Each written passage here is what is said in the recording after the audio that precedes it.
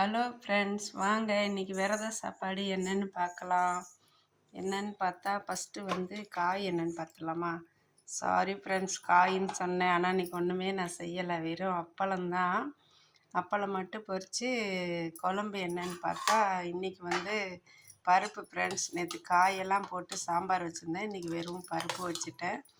ஏன்னா இன்றைக்கி நான் செவ்வாய்க்கிழமைனால வெத்தலை தீபம் ஏற்றி அதுக்கு அபிஷேகம் பண்ணி கொஞ்சம் லேட் ஆகிடுச்சு. அதனால் இதுவே அவசர அவசரமாக இப்போ பண்ணிக்கிட்டு இருக்கிறேன். பண்ணி முடிச்சுட்டு வீடியோ போட்டுக்கிட்டு இருக்கேன்.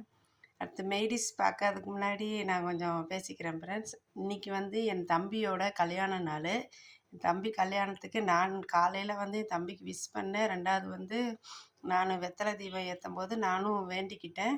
நீங்களும் எல்லோரும் சேர்ந்து என் தம்பிக்காக வேண்டிக்கோங்க ஃப்ரெண்ட்ஸ். அவன் கல்யாண நாள் அன்னைக்கு அவங்க நல்லா இருக்கணும் அப்படின்ட்டு வேண்டிக்கோங்க. அவங்கள நீங்கள் ஆசீர்வாதம் பண்ணணும் ஃப்ரெண்ட்ஸ்.